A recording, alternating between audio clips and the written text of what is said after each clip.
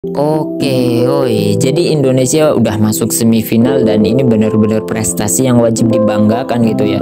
Saya aja nggak nyangka gitu Indonesia bisa masuk semifinal. Kita wajib ngedukung sampai akhir ya.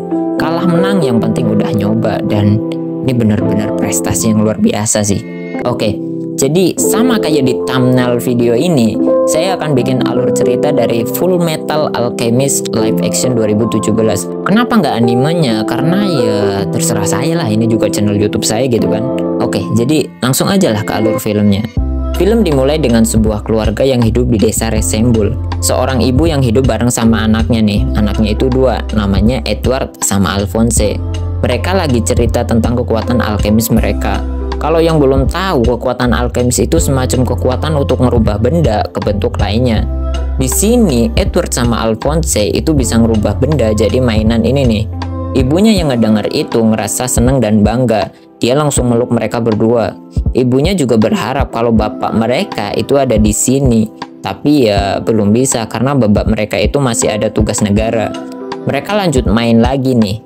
Tapi tiba-tiba ibu mereka itu mati ngedadak gara-gara penyakit yang gak jelas. Di hari itu juga ibu mereka langsung dikubur. Dan di sini bapak mereka itu belum pulang. Mungkin belum dapat kabarnya ya. Gara-gara itu Edward sama Alphonse itu harus nanggung kesedihan cuman berdua aja. Setelah beberapa hari bapak mereka itu belum pulang juga. Mereka tambah sedih dan gara-gara nggak ada yang ngawasin, mereka itu jadi punya ide gila, yaitu ngebangkitin ibu mereka pakai kekuatan alkemis terlarang. Habis itu, mereka langsung nyari buku yang berhubungan sama ritual kebangkitan ini nih. Mereka juga langsung ngumpulin bahan-bahannya. Ketika bahannya udah kekumpul semua, mereka langsung ngadoin ritual di rumah mereka. Mereka langsung ngegambar simbol ritual. Ketika simbolnya disentuh, ada reaksi aneh dari bahan-bahan yang udah mereka kumpulin. Tiba-tiba muncul badai listrik di dalam rumah mereka, dan gara-gara itu rumah mereka hancur. Edward sama Alphonse juga kepental gara-gara badai ini. Habis itu ya time skip ke 10 tahun setelah kejadian itu. Di sini, Edward yang udah gede itu lagi ngejar pendeta ini nih.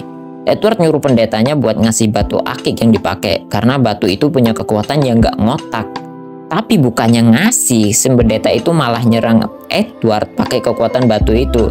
Di sini Edward bisa ngehindarin semua serangan dan habis itu ngejar si pendeta lagi tuh. Si pendeta terus-terusan pakai kekuatan batu aki itu buat nyerang Edward. Dia juga nyiptain beberapa monster raksasa.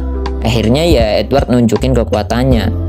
Dia nyiptain senjata tanpa pakai simbol ritual dan itu ngebuat si pendeta ini ya agak kena mental tuh. Karena baru pertama kali ngelihat orang pakai kekuatan alkemis itu tanpa simbol. Edward langsung nyerang monster-monster itu, tapi karena jumlah monsternya nggak ngotak, akhirnya ya terdesak juga. Tiba-tiba muncul orang pakai zirah yang ternyata ya ini itu Alphonse, adiknya Edward. Alphonse langsung ngebantu Edward ngelawan monster-monster itu. Tiba-tiba helm Alphonse itu diserang monster sampai lepas, dan ini ngebuat si pendeta tambah kena mental lagi. Karena ternyata di armor itu nggak ada orangnya, tapi armor itu tetap bisa gerak. Edward yang ngeliat itu langsung marah dan ngehajar semua monster yang ada, dan itu ngebuat bajunya rusak ya. Ternyata tangan dan kaki kanan Edward itu udah diganti sama mesin. Pendeta yang ngeliat itu langsung sadar kalau orang yang dia lawan itu orang yang dapat julukan sebagai Full Metal Alchemist. Di sini Edward ngebenerin lagi baju pakai kekuatannya. Pendeta itu langsung ngehancurin bangunan di belakangnya buat ngalihin perhatian, dan dia langsung kabur tuh. Edward langsung ngejar si pendeta sampai ke tengah kota. Karena ngerasa nggak ada kesempatan lagi, pendeta langsung nyandera cewek ini nih. Edward nyuruh pendetanya buat nyerah aja, karena ya udah nggak ada kesempatan lagi tuh buat kabur. Ternyata alasan pendeta ini dikejar itu karena dia ngegunain kekuatannya buat nunjukin mukjizat palsu dan ngumpulin banyak orang buat ngelakuin pemberontakan. Edward nyuruh pendetanya buat nyerah lagi dan nunjukin kekuatan alkemis tingkat tinggi. Edward nyentuh tanah dan tiba-tiba muncul patung emot batu raksasa nih. Orang yang ngeliat itu ngerasa tindakan Edward itu bodoh dan konyol. Ternyata itu cuman pengalihan. Edward langsung nyelamatin Sandera dan gelut hand to hand sama si pendeta tuh. Mereka adu pukul dan boom, cincin pendeta hancur tuh. Tapi batu akiknya tahan banting, bener nggak hancur tuh. Di saat mau ngambil batunya lagi, tiba-tiba si pendeta itu diserang sama orang yang punya kekuatan api. Orangnya itu namanya Roy Mustang. Dia itu petinggi militer. Roy nyuruh Edward buat lebih ngotak kalau ngejar penjahat di tengah kota gitu, karena ya hancur kota kalau dikejar kayak gitu. Riza, tangan kanan Roy, itu langsung nyuruh anak buahnya buat nangkep si pendeta dan Edward. Ternyata Edward itu seorang alkemis negara. Dia lagi ngungkap kedok si pendeta ini nih. Dia juga lagi nyari batu akik pusaka yang disebut dengan Philosopher's Stone. Ngedenger itu, Roy langsung ngebakar batunya sampai hancur. Roy ngejelasin kalau batu philosopher yang asli itu nggak mungkin hancur. Jadi batu akik ini ya pasti tiruan, palsu gitu. Edward yang ngedenger itu langsung lemes. Tiba-tiba entah gimana caranya si pendeta itu berhasil kabur. Roy nyuruh anak buahnya buat ngebawa Edward itu ke kantor. Ternyata dari tadi aktivitas mereka itu diawasin tuh sama 3 orang aneh ini. Habis itu Al ngegambar simbol alkemis buat ngebalikin patung tadi. Orang-orang yang lihat itu kagum dan ada 1 orang yang minta buat dibenerin gios kayunya dan diubah jadi keramik atau marmer sekalian ya. Kok ngotak bener permintaannya. Al langsung nolak permintaannya dan ngejelasin kalau prinsip alkemis itu ngerubah sesuatu yang setara. Kayu ya cuman bisa diubah ke kayu, nggak bisa ke keramik, marmer atau emas, berlian dan lainnya gitu. Jadi kalau mau marmer ya beli sendirilah bahannya. Prinsipnya aja kesetaraan gitu kan. Jadi barangnya ya harus setara. Tiba-tiba ada cewek yang ngedeketin Al, namanya itu Winry. Dia itu temen dari kecil Edward sama Alphonse ini. Di kantor, Roy itu nyuruh Edward buat nyerah aja nyari batu akik philosopher karena ya cuman buang-buang waktu gitu. Edward nggak mau karena dia yakin dengan batu akik itu dia bisa ngebalikin tubuh Alphonse kayak semula gitu. Karena dia nggak mau kalau adiknya itu terjebak di armor itu selamanya. Roy ngasih tahu kalau sekarang itu lagi banyak batu akik KW kayak tadi tuh. Kalau mau ngebalikin tubuh adiknya, seenggak-enggaknya itu butuh batu yang 10.000 lebih kuat dari yang tadi. Dan itu dianggap mustahil gitu. Roy nyuruh Edward buat mikirin lah sesuatu yang lebih penting. Karena ngerasa batu kayak gitu ya nggak ada gitu. Cuman ilusi lah. Edward nggak peduli dan tetap mau nyari batu itu. Apapun pasti akan dilakuin supaya bisa ngebalikin tubuh adiknya. Tiba-tiba petinggi militer lain itu masuk. Orangnya itu namanya Hughes. Dia nganterin jenderal militer namanya Haguro ya. Jenderal ini cukup senang karena ya dia bisa ketemu sama Edward si full metal alchemist. Habis itu Edward pulang tuh bareng Winry sama Al. Dia dimarahin Winry gara-gara tangan mesinnya itu rusak lagi. Winry ini ternyata yang nyiptain tangan Edward ini nih. Di sini ya Hughes yang lihat itu cuman ketawa aja ya. Dia ngajakin mereka bertiga buat nginep di rumahnya karena mereka itu nggak punya rumah di kota. Mereka ini dari desa. Di dalam kantor, Haguro yang tahu Edward lagi nyari batu Philosopher's Stone nyuruh Roy buat ngenalin Edward sama alkemis peneliti. Namanya itu Shaw Tucker. Dia kemungkinan tahu ya dan bisa ngebantu Edward. Di tempat lain, pendeta tadi itu ketemu sama 3 orang aneh tadi. Nama mereka itu Las, Envy, sama Gluttony. Pendeta marah gara-gara tahu batu yang dikasih sama Las itu ternyata palsu. Envy maju dan berubah jadi si pendeta itu. Habis itu ya Las langsung nusuk kepala si pendeta pakai jarinya yang ternyata bisa manjang dan pendek sendiri tuh. Gluttony yang lihat tubuh pendeta itu minta izin buat makan si pendeta. Di rumah Hughes mereka itu lagi mau makan tuh. Di sini Winry itu terus-terusan ngebacotin Edward karena keseringan ngerusak tangan mekaniknya. Habis itu ya mereka tidur. Di sini Edward mimpi disedot masuk ke ruangan putih yang di sana itu ada gerbang raksasanya.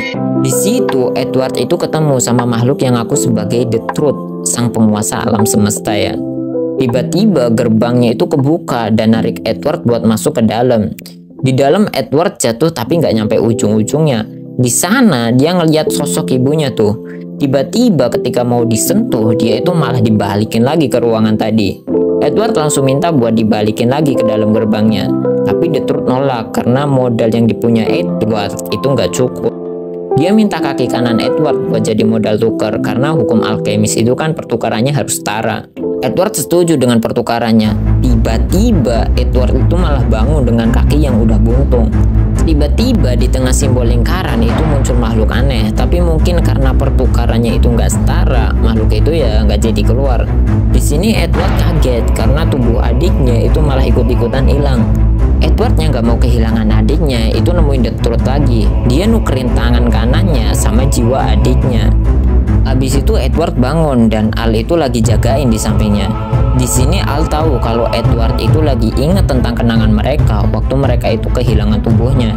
Edward minta maaf dan janji kalau dia itu bakal ngebalikin tubuh Al lagi. Besoknya Roy itu ngajakin mereka bertiga buat nemuin Soul Tucker ini nih, si alkemis peneliti. Tucker ditugasin buat ngebikin Chimera, yaitu hewan yang bisa ngomong. 2 tahun lalu dia itu sempet nyiptain Chimera, tapi Chimera itu ya cuma ngomong 3 kata, habis itu mati. Waktu udah sampai di rumahnya, mereka itu langsung disambut sama si anjing ini, sama anak kecilnya juga, namanya itu Nina. Tucker minta maaf karena rumahnya itu berantakan, soalnya ya istrinya itu udah pergi 2 tahun lalu. Di sini Winry sama Al itu main sama Nina, sedangkan Edward itu ngobrol sama Tucker. Tucker cerita kalau dia itu harus bisa nyiptain Chimera tahun ini, kalau enggak ya dia itu bakal dipecat. Habis itu Tucker ngajakin Edward buat ngeliat hewan-hewan penelitiannya. Edward tanya apakah benar kalau dia pernah nyiptain Chimera. Tucker ngejelasin kalau dia itu pernah nyiptain Chimera, tapi Chimera itu cuma ngomong 3 kata, yaitu aku ingin mati. Habis itu ya malah beneran mati gitu. Edward ngeliatin tangan kanannya dan cerita kalau dia itu ngorbanin tangan kanannya buat ngebalikin jiwa adiknya. Terus dia nyegel jiwa adiknya di armor itu tuh. Edward langsung tanya cara supaya bisa ngebalikin tubuh Alphonse. Tucker ngejawab kalau itu pasti sulit, tapi dia bakal nyoba sesuatu ya. Habis itu Edward sama Winry pergi tuh ke stasiun diantar sama Hansen. Mereka mau nyari orang yang namanya itu Marco. Kata Tucker, Marco itu tahu tentang Philosopher's Stone. Di jalan Edward itu ingat sama Nina, ya anaknya Tucker yang tadi tuh. Di tempat lain Tucker itu lagi neliti tentang tubuh Alphonse. Di sini Tucker agak ragu sama segel yang dibikin Edward. Dia nggak yakin tuh apakah bener yang di armor ini jiwanya Alphonse, atau yang di dalam armor ini cuman boneka yang dikasih ingatan palsu tentang Alphonse. Alphonse kaget ngedengar penjelasan itu. Di tempat Edward, dia itu udah sampai di suatu desa dan lagi tanya-tanya tentang Marco ya. Di sini dia dapat info kalau ada dokter yang mirip, tapi namanya itu Mauro. Mereka langsung OTW tuh ke kantor Mauro. Waktu udah nyampe, mereka itu langsung ngetuk pintunya. Tapi karena nggak ada jawaban ya, mereka nyoba ngebuka pintunya dan berhasil karena pintunya itu nggak dikunci. Di dalam mereka itu tiba-tiba ditembak sama Mauro atau yang dicari Edward ya, Marco. Di sini Marco itu kelihatan takut. Untungnya Edward bisa nenangin dia. Malamnya Edward nanyain tuh tentang batu Philosopher's Stone. Tapi Mauro itu kelihatan takut dan langsung ngusir Edward sama Winry. Dia juga nyuruh Edward buat ngelupain batu itu karena ya batu itu batu iblis. Marco tiba-tiba ngacungin senjatanya dan nembak keluar. Ternyata yang ditembak itu Las. Las langsung masuk dan nusuk Marco. Edward yang lihat itu langsung nyoba nolong tapi langsung ditahan sama si Las ini nih. Habis itu dia nusuk Marco lagi dan hilang gitu aja. Waktu udah sekarat, Marco itu baru ngasih petunjuk ke Edward. Dia nyuruh Edward buat pergi tuh ke laboratorium nomor 5. Habis itu ya dia mati beneran. Winry langsung nyuruh Edward buat OTW ke petunjuk yang dikasih Marco. Di jalan, Edward ngebuka petunjuk yang dikasih sama Marco dan ternyata petunjuk itu ya sebuah simbol ritual. Di sini Edward OTW dulu ke rumah Tucker buat ngejemput adiknya. Waktu udah nyampe, Edward itu bingung soalnya rumah itu ya sepi bener. Edward akhirnya ketemu sama Tucker di ruangan penelitian. Tucker ngasih tahu kalau dia itu udah berhasil nyiptain Chimera dan memang di situ ada anjing besar yang bulunya itu mirip sama rambut manusia. Tiba-tiba si anjingnya itu ngomong, "Aku ingin bermain dengan Edward." Edward yang ngedengar itu kaget. Habis itu Edward nanya, "Kapan terakhir kali istrimu pergi?" Tucker ngejawab, 2 tahun lalu. Edward tanya lagi, "Kapan kau pertama kali nyiptain Chimera?" Tucker ngejawab lagi, 2 tahun lalu. Edward akhirnya sadar kalau 2 tahun lalu Tucker ngubah istrinya jadi Chimera dan sekarang dia malah ngegabungin anak sama anjingnya buat nyiptain Chimera. Ini benar-benar scan paling emosi ya kalau bagi saya pribadi. Tiba-tiba Chimera ini manggil Tucker itu sebagai ayah. Edward yang udah sadar akhirnya emosi dan langsung ngehajar Tucker abis-abisan. Walaupun kurang puas sih, karena tiba-tiba Al itu muncul dan nyuruh Edward buat berhenti. Akhirnya Roy sama anak buahnya itu datang buat nangkap si Tucker. Roy ngedeketin Edward dan ngasih bacotan tuh ke Edward. Di sini Edward itu benar-benar sedih karena dia itu nggak bisa ngubah Nina jadi kayak semula lagi. Habis itu Edward ngabisin waktunya di perpustakaan. Dia nyari petunjuk lagi tentang batu akik gitu. Tiba-tiba Hughes itu datang sama asistennya, namanya itu Ross. Mereka ngebawain makanan dan mau ngebantuin Edward buat nyari informasi tentang petunjuk yang ada. Walaupun udah berjam-jam nyari, mereka itu nggak nemuin informasi apapun tentang lab militer nomor 5. Mereka juga nggak nemuin tuh simbol ritual Philosopher's Stone yang dikasih ini nih. Tiba-tiba Jenderal Haguro itu datang dan ngasih informasi kalau dulu itu ada lab nomor 5. Tempatnya itu ada di dekat bekas pabrik pengalengan.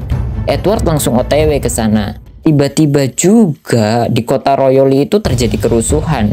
Haguro juga langsung OTW tuh ke kota Royoli. Besoknya Edward, Al sama Winry itu sampai ke pabrik pengalengan, tapi tempatnya itu udah kosong. Di sini Al tanya sama Edward, dia ini bener-bener jiwa yang asli atau cuman boneka ciptaan Edward yang dikasih ingatan Alphonse.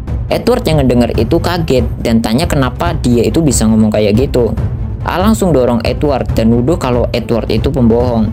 Edward yang marah itu langsung mukulin Al pakai tangan kirinya sampai tangannya itu berdarah. Winry yang lihat itu minta buat Edward itu berhenti. Alphonse juga nyuruh Edward buat mukul dia itu pakai tangan kanannya karena tangan kiri Edward itu udah terluka parah. Tapi Edward itu nggak peduli dan terus-terusan mukulin Alphonse pakai tangan kirinya. Abis itu Winry itu ngegetok kepala Alphonse dan ngasih tahu kalau dia itu benar-benar adiknya Edward yang asli. Soalnya Edward itu udah ngorbanin banyak hal buat ngebalikin tubuhnya Alphonse. Alphonse akhirnya yakin kalau dia itu benar-benar adiknya Edward yang asli. Edward ngedeketin Alphonse sambil nangis. Dia janji bakal ngebalikin tubuh Alphonse itu kayak semula lagi. Di markas, Hughes itu merhatiin kota-kota yang ngelakuin pemberontakan. Dia juga sadar kalau titik-titik itu digabungin itu bakal ngebentuk simbol ritual batu Philosopher's Stone raksasa. Karena hal ini dia itu nemuin tuh lokasi lab nomor 5 yang asli. Tiba-tiba Las itu dateng. Hughes yang ngeliat tato di dada Las itu sadar kalau Las itu manusia buatan atau homunculus ya. Las langsung nyerang Hughes tapi Hughes itu berhasil kabur. Habis itu Hughes langsung nyoba nelpon Roy buat ngasih tahu lokasi lab nomor 5 yang ternyata itu ada di bekas camp tahanan militer. Tiba-tiba Roy itu ada di belakang Hughes dan langsung nembak Hughes sampai mati. Di tempat lain Edward itu dibawa tuh sama para polisi ke markas. Di sini dia ditahan sama Riza. Edward langsung tanya sama Riza kenapa mereka ditahan. Riza ngejelasin kalau Hughes itu udah wafat, mati, dan Roy itu dituduh sebagai pelakunya. Karena hal itu, orang yang dekat sama Roy itu malah ikut-ikutan ditangkap. Riza yang percaya sama Roy yakin kalau semua ini ya cuma jebakan buat Roy. Tucker biadab itu juga berhasil kabur tuh. Di sini mereka langsung nyusun rencana buat kabur dan itu berhasil. Riza ngasih tahu kalau Roy itu lagi OTW ke kamp tahanan militer atau lokasi asli lab nomor 5 ya. Di tempat Roy dia itu udah sampai di gorong-gorong tuh. Dia juga dikepung sama pasukan yang dipimpin sama Ross. Ross nyuruh Roy buat nyerah aja atau dia itu bakal ditembak sampai mati. Roy malah ngangkat jarinya buat nyerang Ross. Riza sama Edward itu akhirnya juga nyampe. Mereka nyuruh Roy itu buat mikir lagi, tapi Roy itu nggak mikir dan langsung ngebakar Ross hidup-hidup. Ross akhirnya dibakar tuh sampai gosong. Tiba-tiba tubuh Ross tadi itu malah regenerasi lagi dan dia hidup lagi tuh. Roy ngasih tahu kalau tai lalat Ross itu ada di sebelah kiri. Ternyata Ross yang ini itu adalah Envy. Las sama Gluttony juga muncul di sini. Melihat tato di dada Las, Roy itu langsung tahu kalau dia itu homunculus. Roy juga tahu kalau mereka itu pelaku yang ngebunuh Hughes karena sebenarnya Hughes itu sempat ngomong dan nyuruh Roy buat meriksa camp tahanan militer. Akhirnya Envy ngaku. Las juga ngaku kalau tujuan ngebunuh Hughes itu memang buat ngefitnah Roy. Soalnya Roy itu dianggap sebagai pengganggu. Roy langsung nembakin mereka, tapi ya sia-sia soalnya ya mereka itu homunculus, bisa regenerasi diri sendiri. Riza tanya apa mereka juga ngebantu Tucker kabur. Las malah kaget kalau Tucker itu ternyata udah kabur. Las nyuruh Envy itu buat ngelacak Tucker. Gluttony juga mulai makan tuh para pasukan militer. Las nyoba nyerang Riza, tapi Roy itu langsung ngelindungin Riza ya. Habis itu Las langsung pergi. Edward yang ngelihat Las itu pergi, dia juga ikutan ngejar Las tuh. Akhirnya Edward itu masuk ke ruangan yang ada simbol ritual sama persis tuh yang dikasih sama Marco. Di langit-langitnya juga Edward ngelihat kayak boneka-boneka gantung dan jumlahnya itu nggak ngotak bener. Tiba-tiba lampu di sana itu nyala. Ternyata Tucker itu ada di sana bareng sama Alphonse yang lagi dihipnotis sama Winry yang lagi pingsan. Tucker nyuruh Edward itu ngelepas tangan besinya biar Edward itu nggak bisa pakai kekuatannya lagi. Kalau nggak mau, Winry itu bakal mati. Edward langsung ngelepas tangan besinya tuh. Tucker ngomong kalau setelah neliti tubuh Alphonse, dia itu jadi tahu cara buat masukin jiwa manusia ke tubuh binatang. Tucker juga nunjukin batu Philosopher's Stone yang asli ke Edward. Tucker ngasih tahu kalau batu akik ini diciptain ya di sini. Dulu para militer itu ngelakuin percobaan pakai para tahanan yang ada. Mereka ngorbanin beberapa tahanan buat nyiptain satu batu akik ini nih. Di sana juga ada tangki raksasa yang isinya itu ratusan atau ribuan batu akik ini nih. Tucker ngomong kalau yang dia lakuin itu nggak ada apa-apanya dibandingin sama apa yang dilakuin pemerintah di sini. Edward yang ngedenger itu langsung kosong pikirannya dan lemes gitu. Habis itu Tucker berusaha buat nembak Edward, tapi tiba-tiba Las itu datang dan langsung ngebunuh Tucker. Di momen ini ya, ngapa langsung dibunuh sih? Disiksa dulu harusnya kan. Las ngomong kalau dia itu nggak akan ngebiarin Edward itu mati, karena ya Edward itu tumbal yang penting. Tiba-tiba Jenderal Haguro itu muncul. Dia berterima kasih tuh sama Las karena ngebantu bikin batu akik ini nih. Tapi sekarang dia itu udah nggak butuh Las lagi. Dia udah punya Tucker yang ngasih tahu cara ngidupin para boneka gantung di atas pakai batu akik ini. Dia bakal pakai boneka ini jadi pasukan buat nguasain dunia ini. Las ngelarang Haguro buat ngidupin bonekanya, soalnya ya boneka itu belum sempurna. Tapi Haguro nggak peduli dan langsung ngidupin alat itu tuh. Batu akik yang ada di tangki itu mulai masuk satu persatu ke para boneka. Boneka itu ya juga mulai aktif dan hidup gitu. Di sini Haguro senang dan nyuruh para boneka yang udah jatuh buat tunduk sama dia. Tapi bukannya tunduk, para boneka ini malah ngebunuh si Haguro ini nih. Habis itu ya Las nyuruh Gluttony buat makan para boneka. Roy juga nyuruh Riza buat nyiapin pasukan dan ngebantai para boneka ini. Jangan sampai para boneka ini sampai ke pemukiman penduduk. Roy ngasih tahu kalau kelemahan para boneka itu ada di kepalanya. Di sini Edward itu berusaha buat ngelindungin adiknya yang baru sadar. Alphonse yang udah sadar sepenuhnya itu langsung membuat penghalang yang ngelindungin mereka. Habis itu Edward nyuruh Winry buat ngebenerin tangan kanannya. Di luar Roy itu langsung ngebangkar Envy yang berusaha buat kabur. Di tempat Gluttony dia itu ya lagi mukbang banyak boneka ya. Di depan markas juga pasukan Riza itu lagi ngebantai tuh para boneka yang kelihatan keluar. Di tempat Roy tadi, Las mau nusuk Roy tapi malah ditusuk duluan sama Edward. Bukannya kesakitan, Las itu malah senyum. Dia nunjukin batu Philosopher yang benar-benar asli gitu, bukan KW kayak tadi. Las ngejelasin kalau batu ini itu ngebuat dia abadi. Dia juga ngasih tahu kalau batu ini dibuat dari ribuan nyawa manusia. Envy juga mulai bangkit tuh. Las langsung nyerang mereka lagi, tapi ditahan sama Edward. Di sini Edward itu sadar kalau waktu regenerasi Envy itu makin lama dari sebelumnya. Artinya makin banyak luka, regenerasinya juga akan makin lama.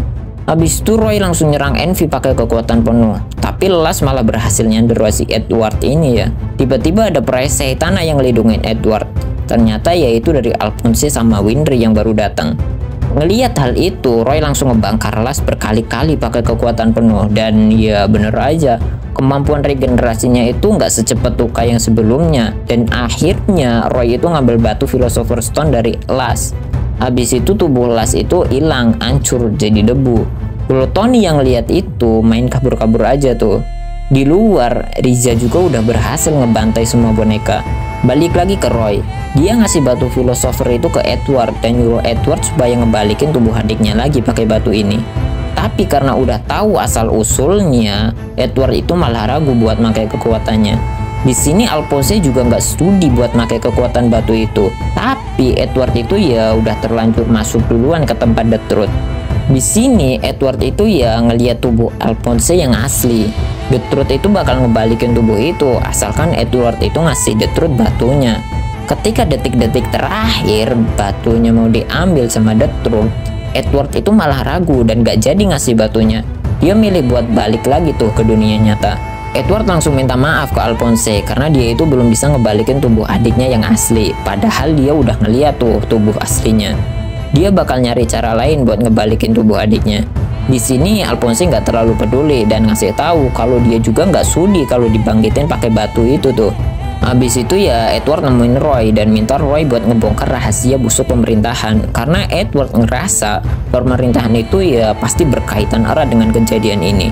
Di tempat tubuh Envy tadi tiba-tiba ya muncul biawak aneh kecil, dan ya udah filmnya habis di sini. Dan suara saya habis ya, ini bener-bener panjang gitu. Ini pertama kalinya bikin video sepanjang ini, dan sebenarnya sih film ini kalau bagi saya pribadi itu lebih enak ditonton langsung gitu, bener-bener kerasa lah filmnya. Makanya itu ya tonton aja langsung. Kalau film yang pertama saya itu lebih suka yang live actionnya gitu. Tapi kalau kalian terserah lah ya.